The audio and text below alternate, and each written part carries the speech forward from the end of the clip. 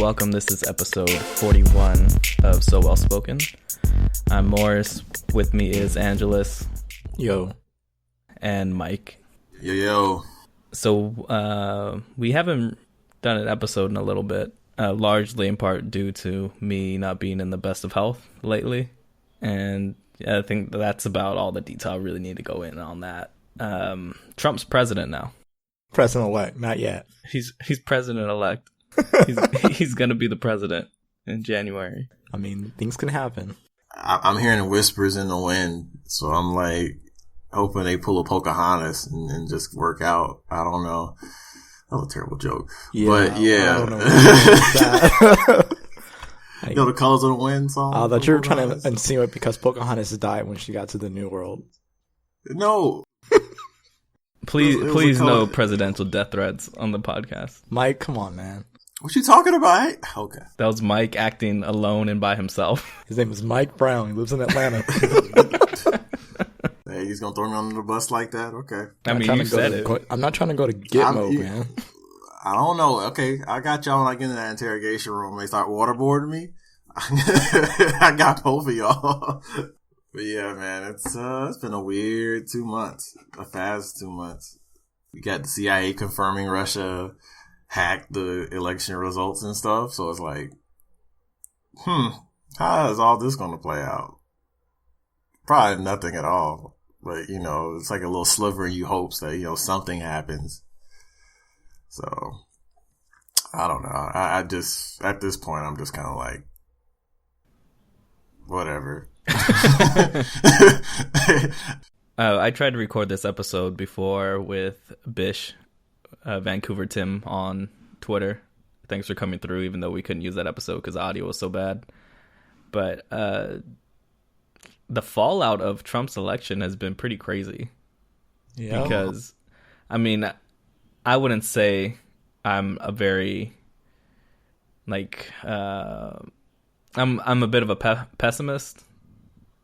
And so when all this shit starts happening and Trump becomes president, I immediately like tried to wrap my head around it because I went to the wrong angle immediately. I was like, so this means that half of America is racist. But I was like, no, that doesn't make sense. It does, though. Not outright like this. But then with the actual voting stats, it's only a quarter of America that vote for Trump. And then I was like, is 1 in 4 Americans racist? I was like, yeah, that sounds more accurate. I think if everyone was forced to vote, or if everyone had to vote, then the results would be different. But it's just, he got his base riled up, those uninformed racists. Economic anxiety. Yeah, I really don't like how the media is trying to give his supporters an out. And is trying to, like, tell everyone else, oh, we need to understand these people. That's been bothering me. It completely ignores, like, the shit that minorities go through in this country. Trump's whole campaign was, like, flat out, like, white supremacy without the dog whistles. Just, like, flat out through every non-white person under the bus. Just blacks, Latinos, Asians, Middle Eastern, Muslims, just all thrown under the bus, right? And if he didn't hit you directly, he was like, and immigrants.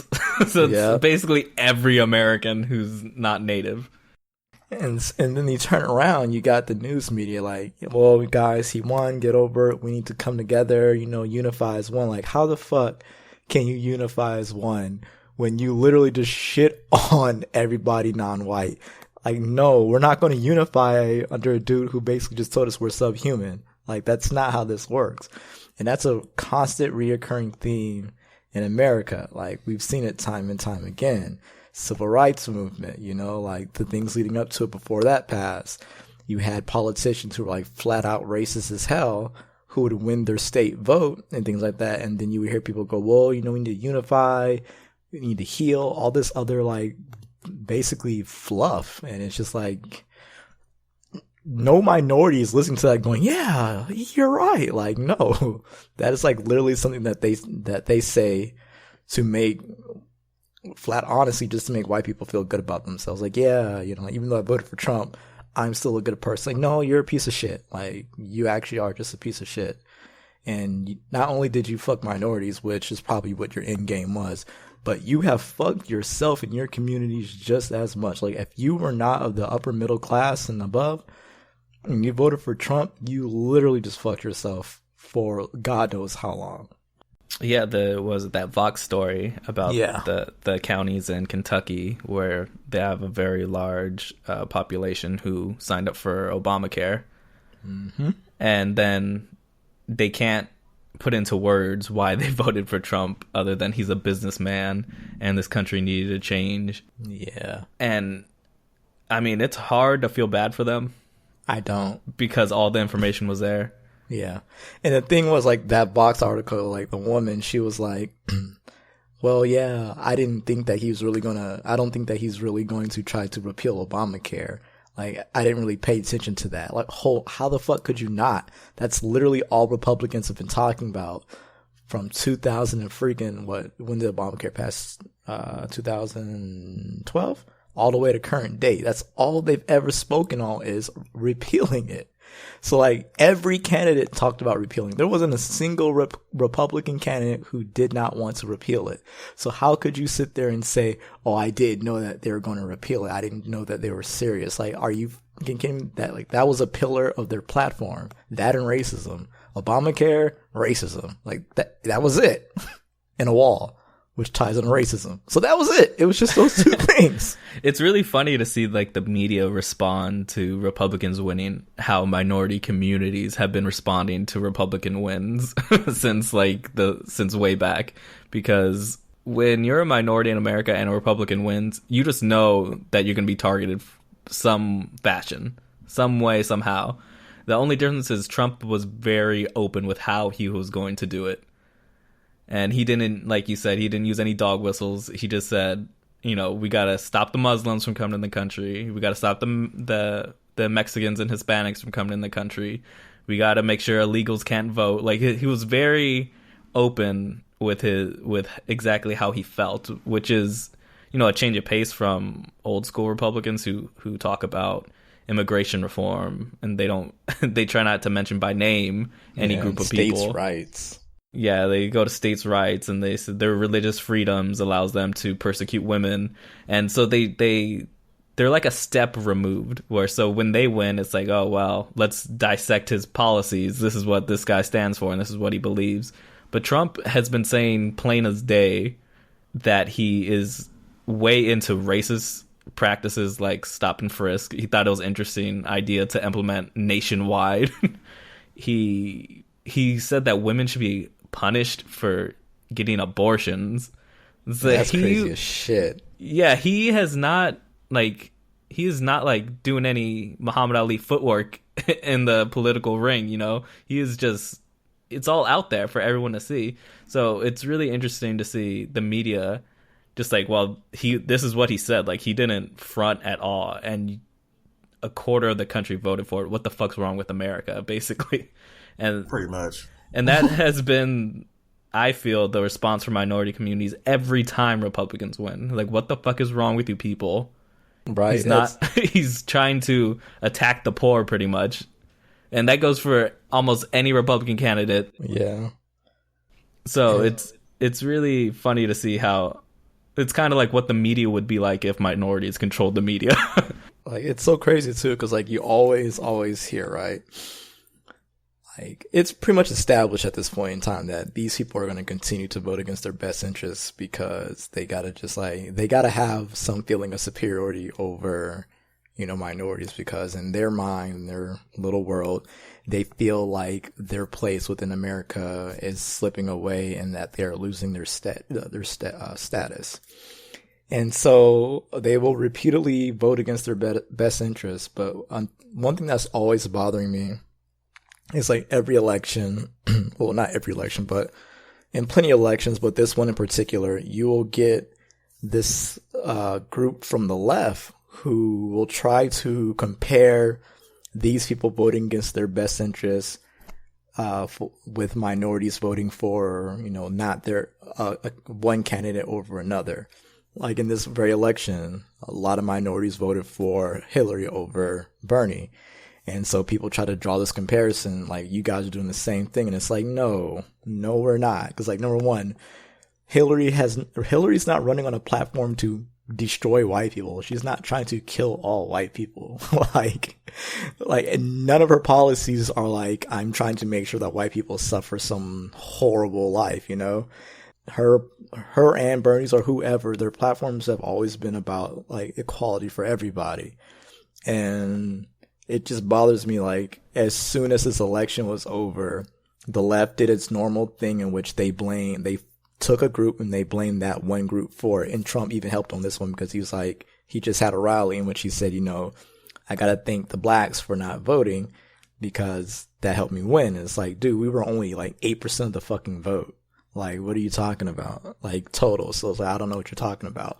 You should be thanking white women because they're the ones who got you in the fucking office. Like, by a huge degree, it was white women. And the black people who did vote overwhelmingly voted for Hillary. Let me rephrase that. Black women overwhelmingly voted for Hillary. It was 97-3. 97% of black women voted for Hillary. 3% voted for Trump. The number was higher for black men. I think it was like 13. Honestly, I think it was 20, but I don't want to say that because it's embarrassing. But, but like the overall fact is you cannot say, like, the narrative always gets painted though that for some reason it's always black people's fault that, you know, such and such didn't happen. We saw with Prop 8 out in California. Oh, it was the black vote that stopped it from happening. Like, dude, we only made up like 3% of that vote, but yet we got blamed. Bernie not winning. That's because black people didn't vote. Bernie didn't take his ass to the South, so of course he wasn't going to win. The same reason why Bernie didn't win is the same reason why Hillary didn't win, as people like to argue, because they didn't target certain areas. But I get tired of that narrative always being dragged out. Like, when shit doesn't go people's way, they always go down and blame the minorities for the reason why this happens. And this is both on the right and the left, and it's ridiculous. You also get a lot of, like, finger pointing after stuff like this. And it's never, like, helpful finger pointing. Like, yeah, you point at minorities, or then you point at, like, people, like, saying, well, the liberals need to do this, that, and the other. And it's, like, the same, like, narrative. I've been hearing this, like, the last 2 months. Like, well, we should have did this, and we should have did that. It's like, well, yeah. But then I look at the right, and it's like, it was, like, almost, it felt like a wall, you know, no pun intended, created by them to really get people disinterested in voting in general. I feel like the entire election was just gross. You was just tired of it, and it felt like, and it didn't feel like, because like on the Democratic side during the primaries, it felt like a natural election. It felt like something that we've seen over years and years and years. And then we look on the right, and then it was like Trump and Carson and the goddamn circus. Yeah, and then when it got to the main election or whatever, people were so, like, gone. I feel like the people that probably would have voted would have voted Democratic, or, you know, they were just dejected by the whole thing or whatever, you know, which I don't blame them, sort of, but it's just like, I don't like unnecessary and unproductive finger pointing, because it's like, well, Hillary should have did this, and it's like, well, hey, you know what, we had a dude who pretty much rallied the entire racist side of America, and even those that claim they aren't even those that claim they aren't racist, like those people that feel economically disadvantaged for some odd reason, but, you know, as a cover for their racism. But it's like, I don't really see how the finger pointing. Now, I do think that the Democrats do need to kind of readjust or whatever. But coming into the election, everybody was thinking like, oh yeah, the Republicans are done. Like, they're about to go reform. They're about to do this, that, and the other. And it's like, no. And it turned into like the vice versa, that Democrats have to reform. We have to do this, that, and the other. It's like, yeah, we do, but I don't think we're the main reason why we lost. It was just like that hate. There's a lot of hate and, just too much hype and hate, I want to call it. On the other side for any real thing, any real political process to get done.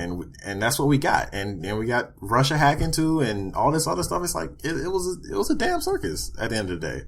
And I don't think any proper political process could have actually done anything with any candidate.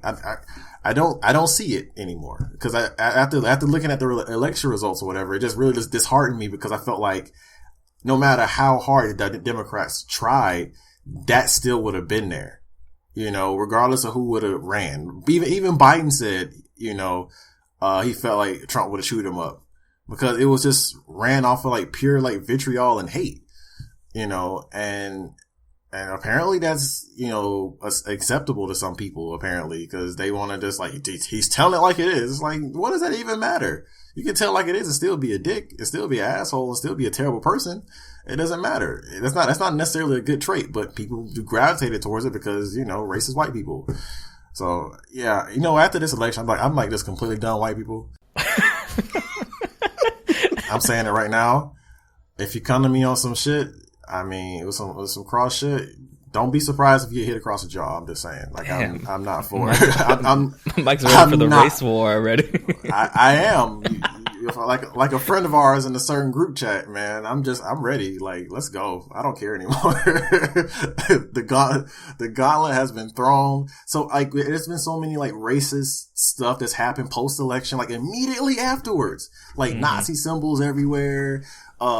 Kids like graffitiing up schools or whatever, saying go back home. It's ridiculous. Like, people's, like, I can't think of the dang proper term for the, headdress, but people like pulling those off or whatever and stuff like that. And it's just like, this is what y'all wanted? Like, for real? Okay. Fuck all y'all. I don't care anymore. Like, I just don't. Like, unless somehow Trump gets repealed, I can probably fall back and be like, all right, I'm cool now. But right now, I'm just like, fuck white people right now. And I don't really care. I don't want you to come to be like, well, that's just as bad as like the white people. No, it's not. I've been disadvantaged pretty much all my life for something that I didn't even do. So it's like, fuck y'all. Damn it. And his Twitter handle is MikeBreezy92. come at me. Let's go. Come That's at me. I'm ready spelled for MikeBRzy92 for those go. interested in engaging in a discussion about this with Mike. Let's go. I don't care. Ride or die. And that's why I largely feel that Trump supporters, I'm not giving them an out. I'm not sympathizing with them, because it breaks down into two clear groups. It's the bigots and racists, and then there's people who are just misinformed. And if you're so stupid as to fall into a group of racists and bigots because you can't educate yourself on politics, then you're as big a danger to me as a racist and a bigot. Pretty much. Because Donald Trump cannot stop globalization. No one can stop it at this point. Your mining jobs aren't coming back. They're gone. Your town's probably gonna die. Like, I don't mean to sound harsh. That's just the reality of what's gonna happen now that we're going down this course. Hillary Clinton had a really robust plan to rebuild the middle class in middle America. Yep. She was gonna have... It was gonna be popping for you guys for like once. It was fine. Like, she had a real legitimate plan that could have worked. But building off of all the stuff Obama did during his term, just building off of that. Obama made sure that you guys weren't gonna die because you broke your legs, even though you guys were not making the wages you were back in the day when mining was the go-to. And then here comes Hillary. She's like, you know what? We're going to build a new economy based off renewable energy. And y'all said, fuck that. We want to go back into the mine, even though no one wants us in the mine. No one needs you in there anymore. It's a dead industry. But they're fighting tooth and nail for whatever reason, even though they acknowledge they're not good jobs. They just paid well at the time. And for some reason, they thought that shit was going to go on forever. And now Trump gave them this false hope that these industries aren't dead, which they are. They're gone. And they voted essentially now to remove their safety net. So not only are those industries gone and there's no way they could come back, but your healthcare is now on the line. Your Medicaid, your Social Security, like, everything's up in the air for you. And it didn't have to be that way. And I hate the argument that minorities get from conservatives that they vote against their own self-interest, which doesn't hold any weight. And it's just funny to me that it's so accurate to describe Middle America's support for Donald Trump. It really is. Because the funny thing is like, all right, so let's pretend that you got these stupid ass mining jobs back and your fucking manufacturing jobs working at the steel factory. When you sit there and you inhale all that fucking coal, you don't have any fucking health care because you got rid of Obamacare. So now you're going to die. Congratulations. Like you played yourself. But like, they play themselves so hard too, because a lot of these people do recognize that mining is a very tough job that they wouldn't want their children to do for a living. And Hillary Clinton had a real plan to replace those jobs with much more manageable renewable energy jobs, and they just were not interested. Yeah, which kind of blows my mind that you could recognize the job you have is not something you want for your kids, and someone has an alternative for you, but you vote against it. Yeah. I mean, many of them literally said that. It doesn't make any sense, because voting Trump fucks them over, and it fucks their kids over, and their grandkids, and their neighbors. Like, everyone is getting fucked in the situation. And that's just speaking nationally. There's no telling what he's going to do with his foreign policy and stuff like that. So that's being like everybody's screwed. We're a superpower. Like, our reach is wide, and yeah, that's that's even scarier, because Trump is already messing up before he even gets in office, talking to China and Taiwan and stuff like that, and they're over here putting like bombers over in the South China Sea or whatever as like a warning and stuff. It's like, yo, what? It would kind of be evil genius status to completely disenfranchise Middle America and then go to war where you have like this giant horde of willing soldiers because they have no job prospects at home. Is that what we already do? Yeah, but now it's everyone. Now it's not just the historically poor and minorities getting shipped off to war. It's going to be pretty much everyone who's not upper middle class, like you said. So it'll be World War II status again. Huh? Okay, that makes sense. Ugh.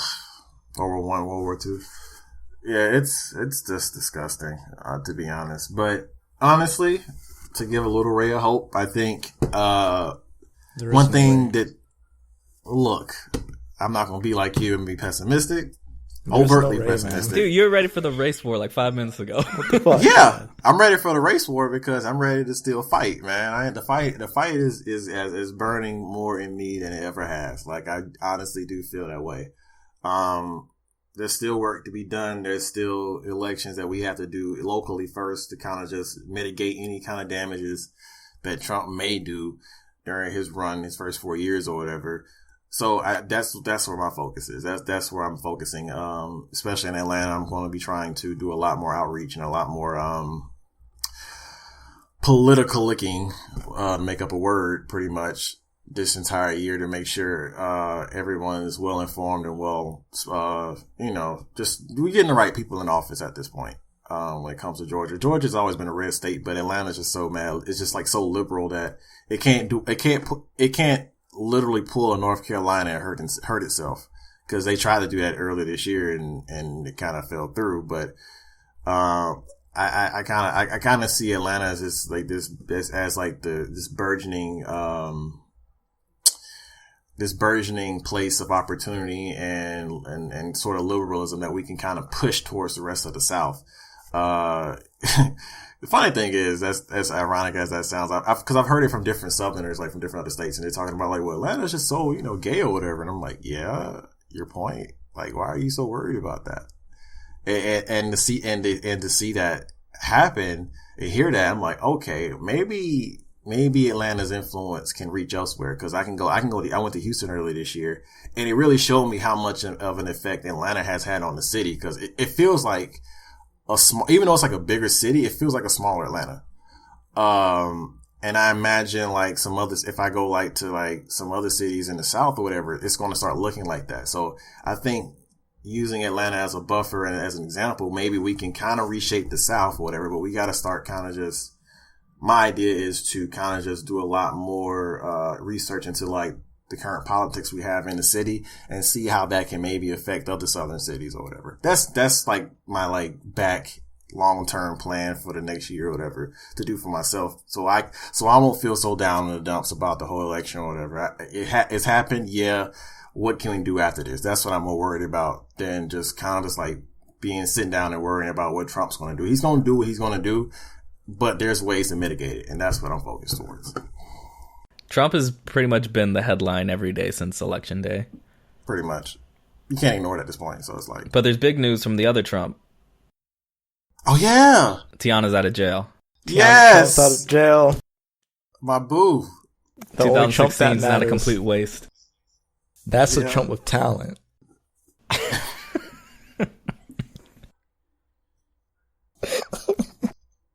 you really say that? She's got talent. What the hell? Like, I mean, yeah, I'm not arguing that. It's just you know, okay. she's a skillful individual, man. You gonna deny that skill, Mike? I've definitely seen the skill. So I mean, it's a pinned tweet, dog. I'm pure, man. Leave me alone. I'm a pure individual, man. Purified in the most dirty waters of Atlanta. Right. They don't call us dirty birds for nothing. But anyways, yeah, that's a good thing. I mean, that's one good thing that's happened this year. It's been weird. It's been a weird year. It's been like so much stuff going on at one time. I'm just like, and people like so excited about next year or trying to make plans for next year, and I'm just like one side is like, yeah, do that, you know, regardless. But then the other side is like, bro, you don't even know how it's going to be next year to be able to do all of this stuff. You know, maybe things will change like that quickly, but I don't know, man. But, it's the entire environment has been, really, interesting, to be honest. Like, but the conversations and stuff that's been going on lately, people even trying to have conversations with the quote unquote alt-right and stuff like that, as a way to kind of like, mitigate or buffer the things, the kind of like the conversations and the kind of like, you know, obvious hate that's floating around and stuff like that. Usually Moris, you do the transitions here, but you know, I'm gonna go ahead and transition it myself. You know, of course, you know, I'm going into the Tommy Lahren, Charlemagne, Trevor Noah conversation and a lot of general posts I've been seeing lately about them and stuff like that.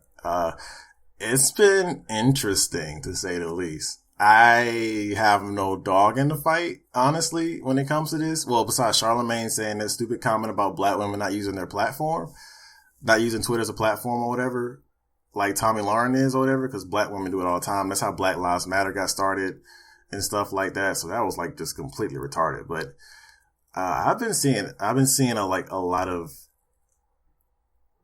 different viewpoints when it comes to like conversations with people that's alt-right. Personally, I'm not having that conversation with anybody that voted for Trump or leaned that way because I don't think that conversation is constructive at all for me personally and in general. I don't think it's going to go anywhere because usually those people were coddled by the confirmation bias that Trump gave them pretty much.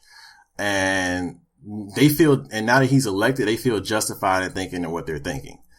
So me personally, I'm not going to deal with that. But there are some people like Trevor Noah, in my opinion. Personally, I wouldn't have had her on my show. I wouldn't have had Tommy Lahren on my show because she's a piece of shit. But, either the exec said, have her on the show for the ratings or whatever. So people can be like blogging about it, which they did. They got the attention they needed, hey. But, at the same time, I can't hate the guy or be mad at him for it. I've seen a lot of anger towards him though. I've seen a lot of anger and a lot of upset. And part of me wanted to be because it was like, oh, people just being too woke or whatever. But then I can kind of see the argument. But at the same time, me personally, I can't get angry at the guy because he seems like the kind of guy that sits down and has those type of conversations with those kinds of people in general. I don't really know the guy, so I really can't go too far. And I don't want to go the route of doing a 180 on him as a person you know, it's mad easy to, I think, to just like see something you don't like about a person, and do like a 180 and like just cancel them right then, you know, just like when Young Thug said the thing about those girls at the airport or whatever, and you just like, man, that was some effed up stuff, you know, I ain't mess with him no more. Or Kanye West's entire last portion of the year after his amazing year or whatever. It's easy to flip on people like that, and in those situations I can understand it, but this one I don't know, and I want to know what you guys thought about that. I never flipped on Trevor Noah. I never really liked him. Okay. Yeah, so my thing with the whole, specifically Tommy Lahren, is if Tommy Lahren, this is how I truly feel this. This goes for Charlemagne more so than Trevor, but fuck it, he can get it too. If Tommy Lahren was a white dude, I don't think you would see nearly as many of these black men with these platforms trying to fucking cure them of their racism. Like, point blank period. That's what it is. It's because she's an attractive white woman that they're trying to cure her of her racism and make her see the light. Because there have been so many white men who be saying the exact same shit as Tommy, and you've never seen Charlemagne invite him on a show, none of this shit. But this little blonde-haired, blue-eyed white girl says this, and all of a sudden, like, oh, we gotta show her the light. Like, I'm not falling for it. Fuck that. I'm sorry. Especially when it comes to Charlemagne, because Charlemagne's always talking about how, you know, we need to talk to the other side, things like that. He said on his last, on the last Breakfast Club when he was responding about the whole Tommy Lahren thing in the first place. That was so backhanded. Yeah, I hated that. That you know, he thinks that people need to speak to the other side a lot more, and it's like, dog, you've been on the air for how many years, and how many people have you talked to from the other side? All of fucking zero. All of a sudden, this little 5'2", blue-eyed, blonde-hair bombshell comes out, and here you are tripping over yourself, trying to talk to her, have multiple conversations, texting her like, "Hey, what's your take on this? I think you're wrong, Tommy." Nah, man, fuck that, dude. To me, it's transparent as hell. Like, cause maybe I'm also saying because I see so many dudes on the internet as well trying to excuse the shit Tommy says, and it's like, you guys are clearly only saying half of the shit you're saying. It's because Tommy's a woman. If Tommy was Tom, you would be cursing him out. You wouldn't give him an inch. Like, but it's because she's a woman. Here you all are lining up to freaking save her. Like, dog, fuck Tommy Lahren. Fuck people who coddle her. Like, I'm not trying to have any conversation with Tommy Lahren about that. That damn woman said the Black Lives Matter is comparable to KKK. Dog, she can get fucking hit by a car, yo. Fuck that girl. Okay. I mean, I just had my rant earlier, so I mean, I could completely understand. No, I get it. Me personally, I just think the best out of people, so I don't want to just automatically assume he's just doing it because he wants to. Nah, Charlemagne's trash. I ain't talking about Charlemagne. I'm talking about Trevor Noah. I'm talking about Trevor Noah. Trevor's thing. I mean, I watched it. It's just, he didn't even really confront her. Like, he would start to, and she would like start speaking up, getting louder, and he would just like back away and change the conversation. Like, dude, you didn't teach her anything. Like, you literally didn't teach her shit. You would point things out to her, and then when she got confronted by it, she would just double down and start yelling at you, and then you would back off. Like, I mean, like, that's how she is, honestly, watching her. I remember when she did her interview with Charlemagne, she was just like that. And I don't think, and Trevor Noah, so far on his show, hasn't been confrontational. Like, he's not Jon Stewart at all. Because Jon Stewart would have cut through that quick. You know what I mean? And what's the point of the conversation? You're not going to be confrontational about it then.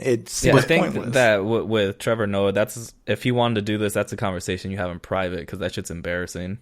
Because I understand when you're meeting someone face to face, like coming at them as a person, you try to be as respectful as possible, but don't put that shit on TV, because we don't need for, you know, a very bigoted conservative point of view given a platform like that. Yeah, I agree. I definitely, that's my main thing. It's like, when I saw it, I'm like, why would you even have her on the show in the first place? Because it legitimizes her point of view. Exactly. I was like, but then, and then I also got to think about, okay, but then Jon Stewart often had people like Bill O'Reilly and all of them on his show. I'm thinking in the context of the show in general, plus the idea of having the conversation as well. So I'm not just thinking about just having the conversation, thinking about how has this show worked in the past? And now that it has a black host, should it be different? Or should he be different? Should he be more like Jon Stewart, or should he just try to be himself? That's kind of where I'm going with this, because I feel like from his stand up, from what I've seen of Trevor Noah, he doesn't seem the type of guy to be confrontational. He seems like a guy that has really nice conversations, but probably doesn't go anywhere. That's probably how he works, and based on the interviews I've seen with him on the show previously, he definitely seems that way. Like he'll be quick to make like little snide remarks and kind of like make these like facial expressions or whatever, as you've probably seen multiple times already. But he does seem the type that just like will just cut through or do what a lot of people will want to do to Tomi Lahren in the first place. Like just like try to double, like instead, like when she double downs on them, they'll double down back or whatever. Since the show has a history of having these like platforms available, I don't think Trevor Noah probably has enough creative pool to actually say, hey, I don't want her on my show, like maybe Seth Meyers did on his show, his late night show, and especially because that was like a later show and stuff like that. I don't know. I'm just trying to contextualize it in both ways, because I don't want to just be like dogpiling on him personally, because I don't really know him like that, and I don't want to be like, oh, he's this, that, and the other, or whatever, because he's, but yeah, but Angelus, you are right though. That the obvious thing is that, white woman, she's cute. Who else has he ever had any other white dudes on the show like that? He could attack. Roland Martin had the Nazi on his show not too long ago, and they had that debate. So I'm just you can kind of see the dichotomy there, and Trevor Noah does look like to flirt with a lot of his female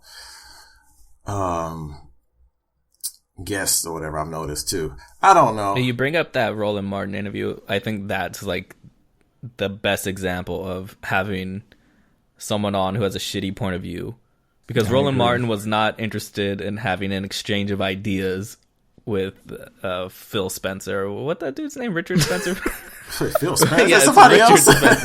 Fuck Richard Spencer and Phil Spencer. Fuck both of them.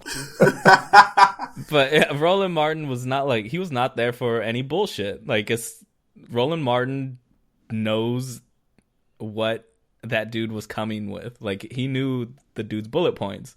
Like the fact that Trevor Noah didn't even question that made up statistic she said about black men attacking police officers. Like, she said it's wrong. It's a made up stat, and he just went along with his line of questioning, didn't even acknowledge it. Whereas Roland Martin, when he was interviewing Richard Spencer, he was pulling his card like left and right. Like, no, that's wrong. And here's the sources. This is why you're wrong. And he didn't give him any wiggle room, because he did his homework pretty much. Yeah. Whereas Trevor Noah just let her talk and then like try to dissuade her from her point of view. And it just, that isn't what we need on TV, to be like, we don't need that anywhere. Because all he did was make this crazy racist bigot seem not that crazy. Yeah. And that's the thing, like, as you said, it's like, this isn't an exchange of ideas and things like, these aren't two opposing but equally valid viewpoints. Like, one of you is being a racist, the other one is like, yeah, that's completely wrong and you're racist as shit. Like, I hate the fact that America, that's something that that's something that a lot of Americans value more than anything, is this nonsensical idea that all viewpoints and opinions are of equal weight and should be, thought of equally. And it's like, no, there are some viewpoints that are just completely fucking wrong, and they should not be fucking viewed equally or given equal, up a equal platform. And I feel that's what Trevor did when he interviewed Tomi. Like, he not directly but indirectly, by letting her speak and not checking her on a lot of things she said, he validated her in a lot of people's eyes who watched that video.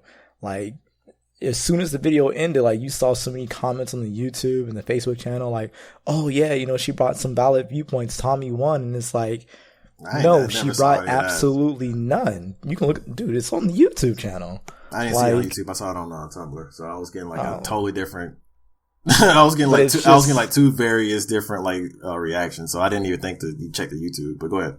Yeah, but it's just like ridiculous. Like, it's not a valid viewpoint. Stop treating it like a valid viewpoint. Stop giving it a platform as if it's a valid viewpoint. We're seeing it in so much of our media now. It's like, you see these little fucking hipster pictures of these little white racist little fuckers. Like, is this person hipster or is he alt-right? Like, he's a fucking racist. Call him what he is. Stop giving these little fucking titles and like dressing him up in fucking Armani and shit for fucking photo ops. Like, it's ridiculous because like this only further normalizes this kind of fucking rhetoric, and it's just like, yeah, holy fuck.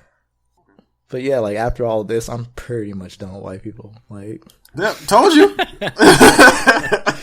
I told you.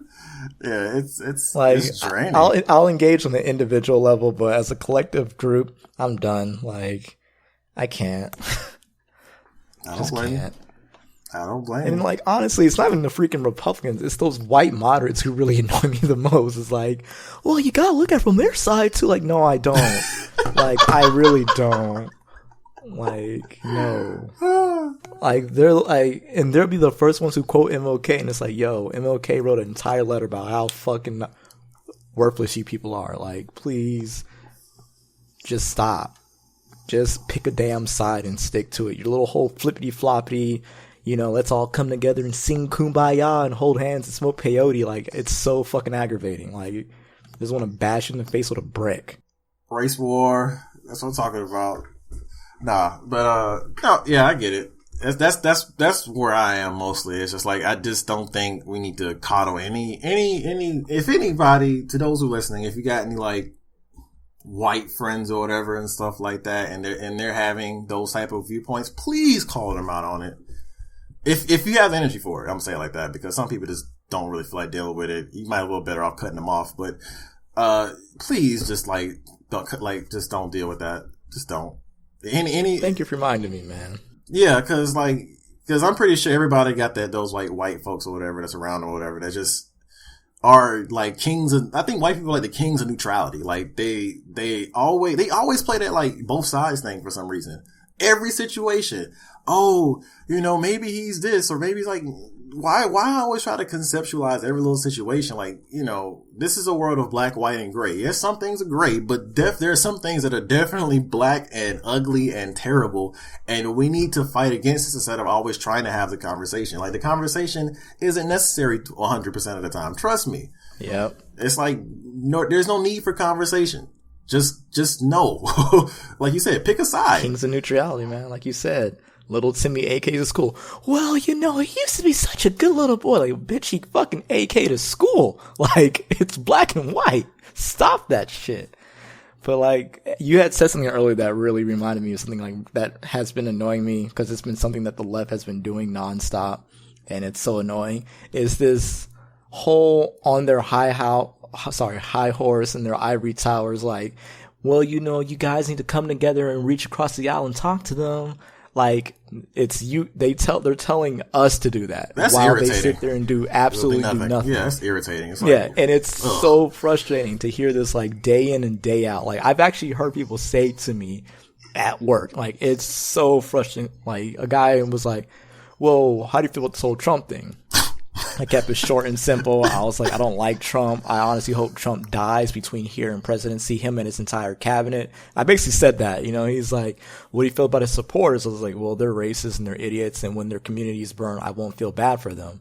And he was like, wow, man, you gotta come together, guy. And I'm just like, dude, I swear to God, if you about to go into a lecture about me reaching across the aisle and understanding their plights, I might hurt you. They have no plights. It's like literally, like, what are they plighting about? Like, what? He's like, what? It's racism. Understand it from their perspective, bro. Like, you just gotta understand it from their perspective. How do you understand? How do you understand racism?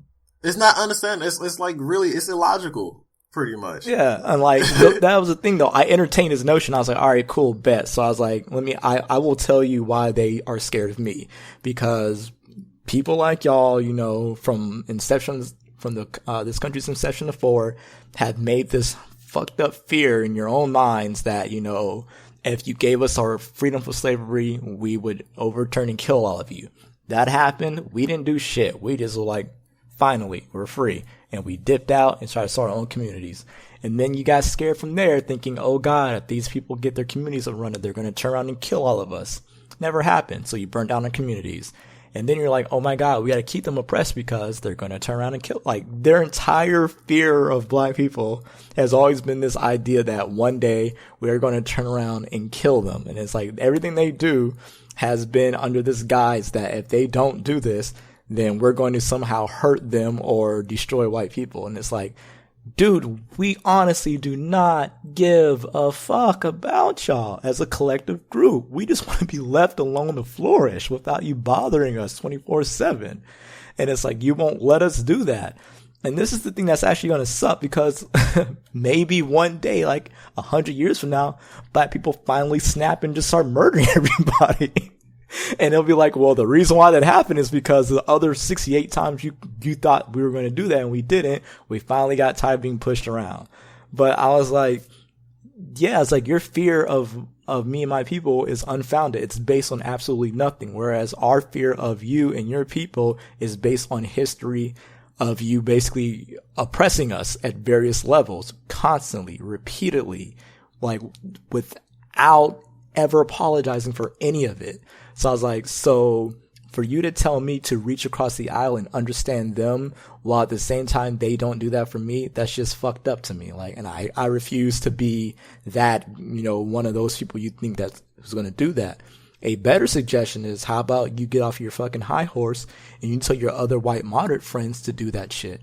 How about y'all go talk to racist white people? Because that's not our responsibility as black people to convince you to let us live. That's your responsibility as white people to tell your other more racist white people to do that shit. Like, stop putting the onus on us. Like, do it yourself, yo. And this really is, funny enough, like the culmination of the evils of the apathetic white moderate. Because the only way Trump gets into office is through the Electoral College.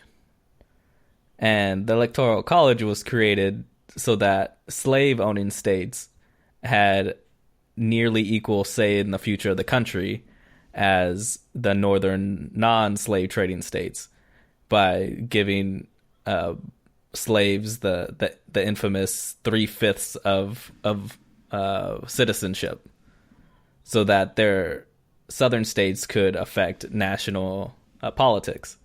And so this like vestige of white moderates from way the fuck back when, who are trying to appease slaveholders in their government, allowed this to eventually happen.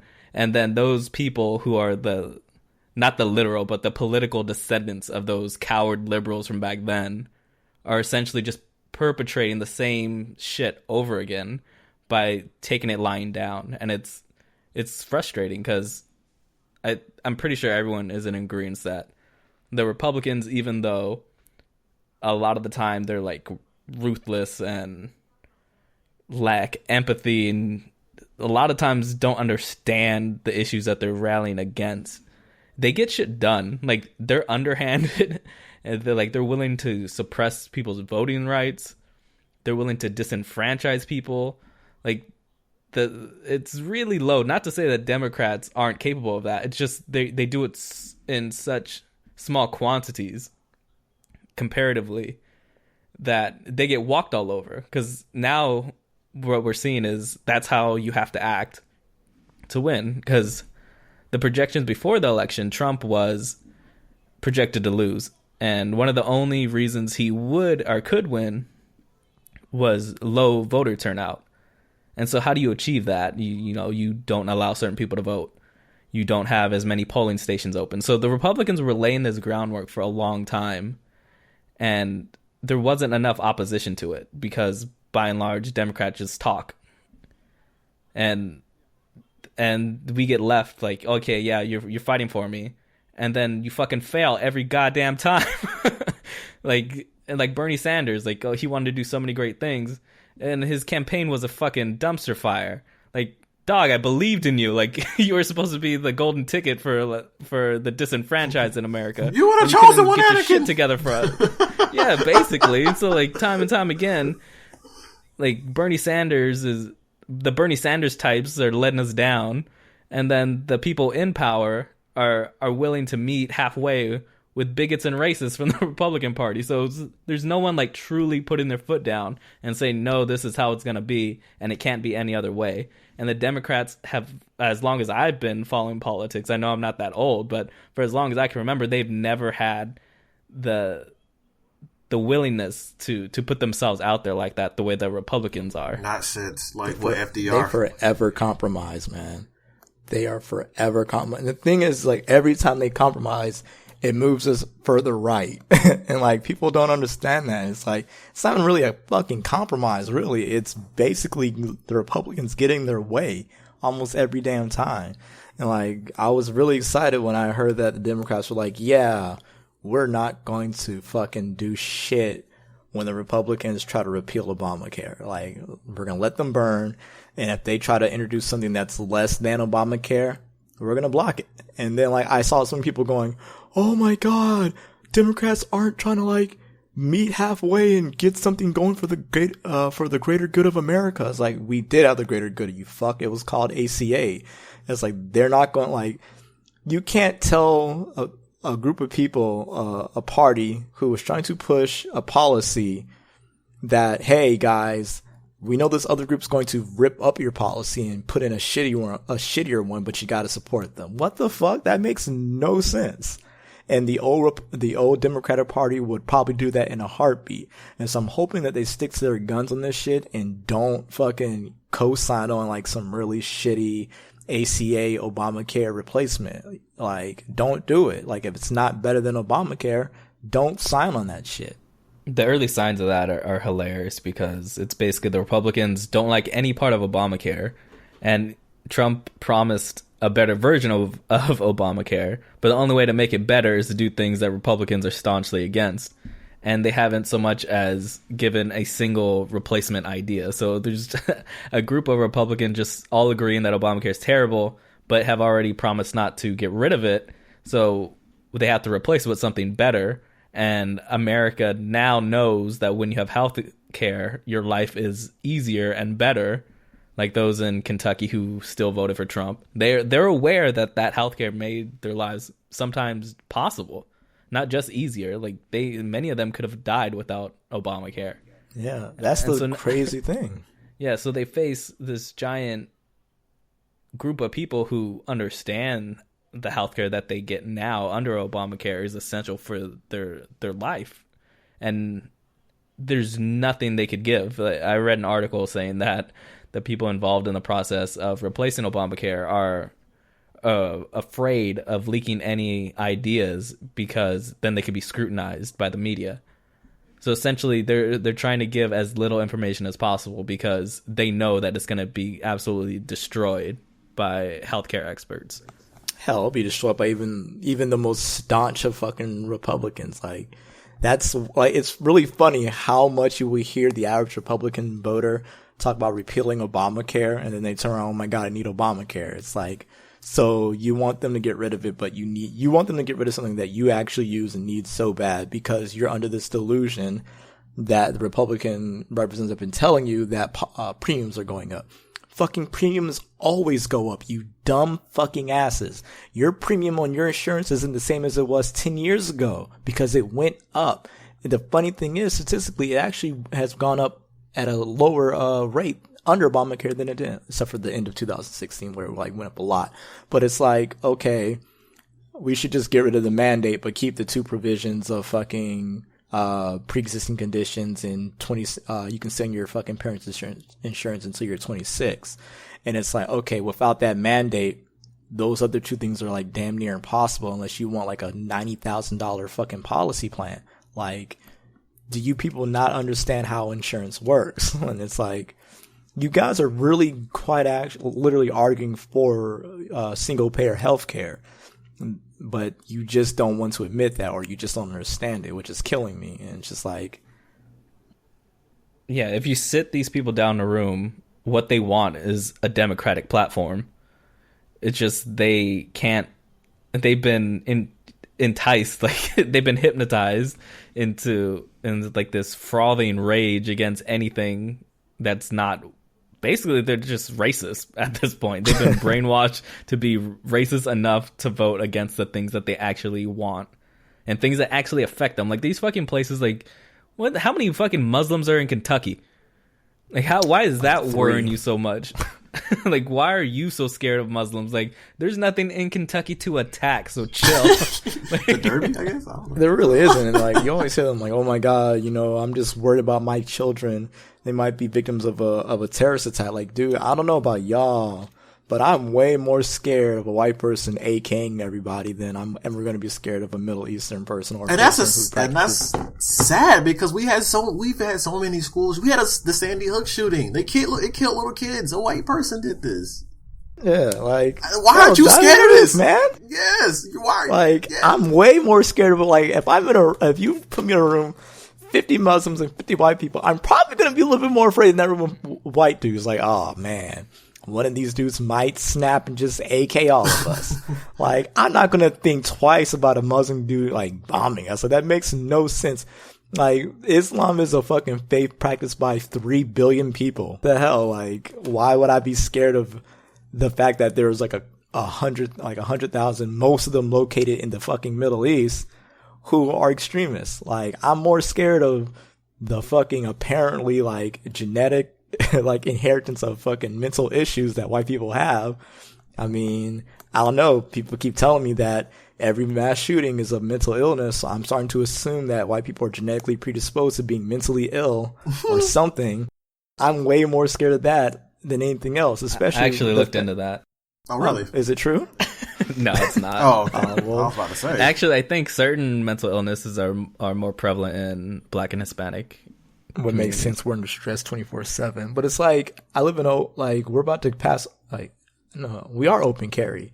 And I've seen people with guns. Like, I'm more scared of that than anything else. Like, all right, I don't know, this dude's like one of the quote unquote good guys, or he's had a rough day at the office and he just needs to let out some steam with a few bullets in people. I don't know. It's crazy to me. I'm more scared of a dude with a holster, a white guy with a holster, than a black dude with a Glock in the back of his pants. Like, legit. I can go to the corner store, see homie with the gun, like, all right, whatever. But when I go out or whatever and I see like a dude with like a holster, I'm like, why does he have that holster? Like, he just trying to show it off, or like, yo, what's going on here? Like, I'm more suspicious. Like, I see that dudes with, like with guns, like guns in the back of their pants or in their pockets or whatever, like on the sling or whatever. I've seen that so many times or whatever. And they've never shot anybody. Not saying they haven't, but they haven't just went off on rails or whatever, started shooting people. They use it for what white people always claim to using guns for, defense and stuff like that. That's when I've seen it. That's all the time. Only times I've seen like black people use guns or whatever is for defense. And gun rates are going up now. Black people buy more guns now. Ha ha ha. But, yeah, but to get some legislation passed. Yep. But yeah, it's like, I never understood that fear of like these Muslims and some of that, like doing all this stuff when it's always been like white people doing all this crazy stuff. Like there's a reason why every time something like a mass shooting happens, black people or I think almost any people comes like, are they white? Were they white? We always ask that because for a reason. Because first of all, we like make sure. Because we're trying to confirm the fact that no, it's usually white people that do this. It's like when it's the odd person of color that does like, dang, here we go. They about to start turning it against the other people, like the guy that the Dallas shooter or whatever. They flipped that conversation so fast right after that shooting or whatever, simply because he did that. That just one black person out of like what was he black? I'm not sure. I know he's a person of color though. But at the same time, it's just like. It's so they use that to flip the conversation, but at the end of the day, it's almost always a white person that does this. But we're scared of Muslims or people that believe in Islam or any immigrants, like call immigrants rapists or whatever. I'm like, all these white football players that be raping people and getting off the next day or something like that. Like, get out of here! Come on, Brock Turner, the boy who raped somebody and just got off he got a year in prison. That was it. All you Bernie bros who spend all your time on message boards trying to convince minorities that they were voting against their own self-interest by not voting for Bernie. How about you talk to your racist ass brothers and fathers and uncles and cousins instead of trying to lecture people who are more or less on the same damn side as you? How about you talk to your mothers and sisters and aunts about how nonsensical the Republican Party was this past election instead of aiming that at people who just weren't left enough for you? Because you have that access. I don't ever want to be in a situation where I'm talking to an old bigoted white man, because history shows that ain't going to end very well for me if something were to happen. So how about you talk to your coworkers and your friends and your family? Because when you look at the numbers, we're not the ones you need to be lecturing. Like, you don't need to go and try to explain how Bernie's universal college platform would have benefited us. You need to talk to your dad about how Trump had no fucking plan and how he's putting in Gold Sachs execs into his cabinet and how he's like handing out jobs like Halloween candy to his friends. So just pump your brakes and remember how mad you were that people weren't supporting Bernie. Talk to your fucking family. It's like, who's that actress who was campaigning for Hillary and then admitted later that her parents voted for Trump? Oh, no clue. Whoa. That's kind of funny. No clue. Yeah, there's some actress who said that her parents voted for Trump and that she tried to have a talk with them. Man, if you can't convince your parents that their politics are wrong, like that should be step one, man. Like I'm just glad when I went to Thanksgiving to hang out with my family, we were all on the same page. Right. Yep. And I didn't have to like side eye anyone in the room. Pretty much.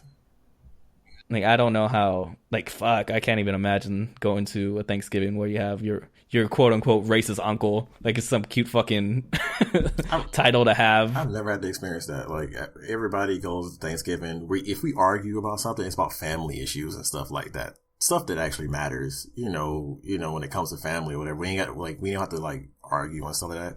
But y'all, I always see like white people talking about, well, time to go meet my racist uncle. I'm like, that's a thing? Like, you have to deal with that? Like, why?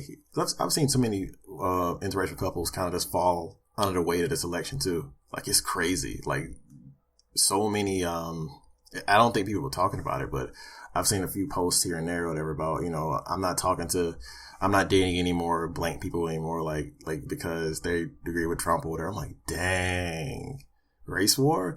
But as a kind of overall summation of what we've been talking about tonight, I think everyone needs to take a step back. Get ready for this race war. Right. That's the first thing. Get prepared, get your guns. Read up on actual history of Nat Turner. We've been fighting this race. We find this race hard as hell, and I know it's depressing. I know the situation is depressing, but we still have to fight if we want any semblance of peace at the end of the day. Because if we bend over backwards, it's not going to get better. It's going to get worse, and I don't want worse in any sense of the matter. So I just want to offer words of encouragement, and I know it's hard right now, but I do want us to keep fighting, and I know we can. We've been doing this for a long time. We're a new generation. So it's on us to do what we've been doing. We've been doing good so far. I'm not even going to say we've been doing bad or anything like that. We have a few bad eggs here and there. Of course, every group of people does, but we've been doing damn good. Like, don't let the older generations talk down about Black Lives Matter and stuff like that. We got this. We've been doing great. I haven't been so prideful of my race these past few years after the culmination of like the Trayvon Martin case or whatever, because because I used to hear so much about us not going out and not being productive and stuff like that. Like, y'all not doing it. Y'all ain't fighting for y'all rights like we used to back in our day or whatever. You used to hear that so much, and I'm so glad to see that we come out. I saw so many young black faces voting during the election. I was just so happy. I said, regardless of the situation, I'm just so happy that we are coming out to fight.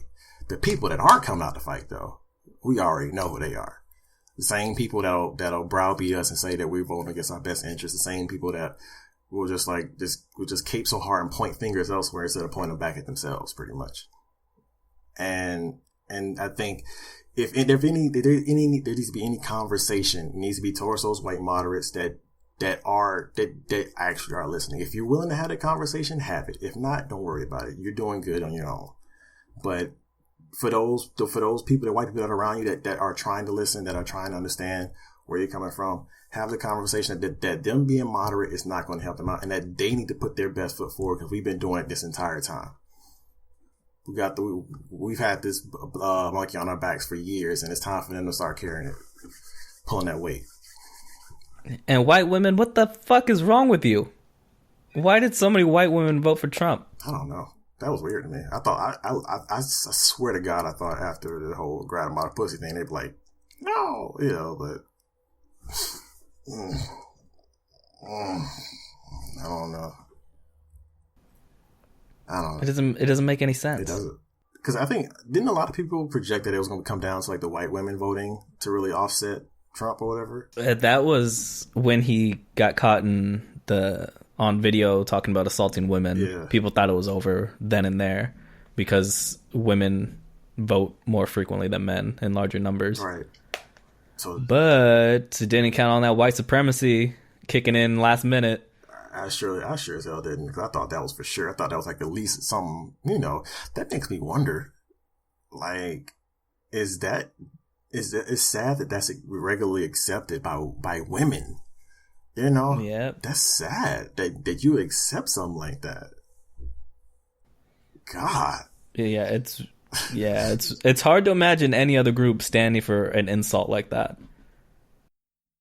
Like the only other marginalized group who voted for Trump in any sort of larger number were Cubans in Florida, and that was because of Obama and his relationship with Cuba. So like I could kind of see the reason. It's a complicated situation. It isn't black and white. But for white women to majority choose Trump over a white woman and Hillary Clinton, that's wild as fuck. Because I could guarantee you that if this was the same exact election, but Hillary was Cuban, the Cubans would have voted for Hillary. If Cuban Hillary Clinton would have gotten the Cuban vote, that white Hillary couldn't. But what does that say for white women? Like, they've always put racism over their identity as women. You go have to carry that weight. So yeah, Donald Trump's president-elect. Not my president. There you go. Race war. Let's do this. You ready, Angelus Mike? You ready? I'm not participating in nothing like that. Just so we're clear, that's all you, Mike. Watch, I get like a few messages in the DMs or whatever, like, yo, you ready? I'm like, yeah, I'm ready. Don't let these... I'm ready to get your ass thrown in jail. Yeah, right. I'm ready, man. Let's go. I got my pitchfork and torch. I feel like I need to edit out all the race war shit that you said for your own safety. For my own safety? You know what? Let them come. Let's go. If y'all don't hear from me in a few months, y'all know why. I love each and every one of you.